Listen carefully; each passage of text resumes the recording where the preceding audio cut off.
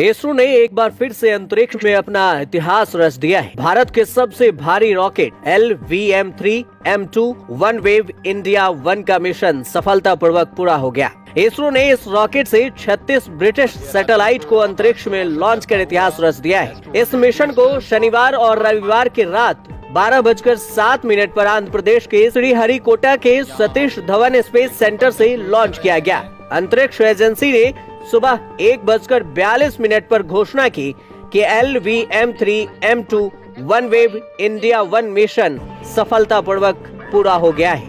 सभी 36 उपग्रहों को इच्छित कक्षाओं में स्थापित कर दिया गया है। इसरो ने कहा कि ब्रिटेन स्थित ग्राहक के सभी 36 ब्रॉडबैंड संचार उपग्रहों को निर्धारित निचली कक्षाओं में स्थापित कर दिया गया है।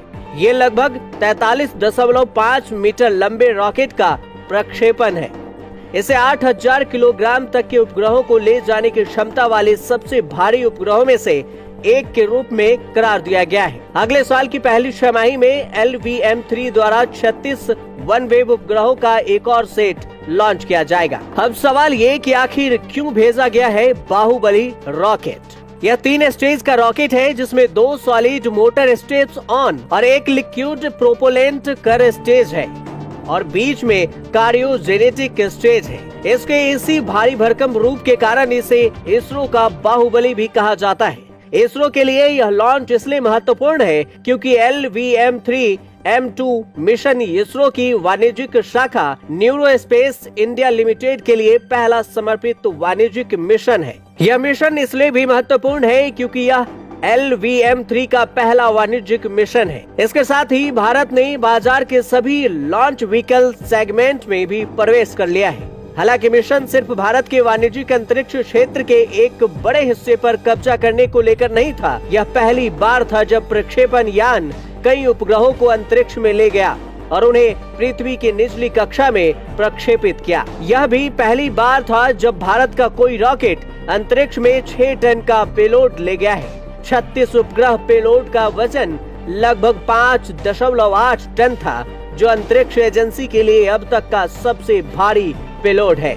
LVM-3 रॉकेट की क्षमता पृथ्वी की निचली कक्षा तक 8 टन तक ले जाने की है। PSLV बहुत हल्का वाहन है और 1.4 से 1.75 टन पेलोड ले जा सकता है। इस मिशन के सभी 4 मिशन सफल रहे हैं। LVM-3 एक भरोसेमंद प्रक्षेपण यान भी साबित हुआ है। LVM-3 को वर्तमान में मानव रेटेड किया गया है, जो गगनयान मिशन के तहत हमारे अंतरिक्ष यात्राओं को अंतरिक्ष में ले जाएगा।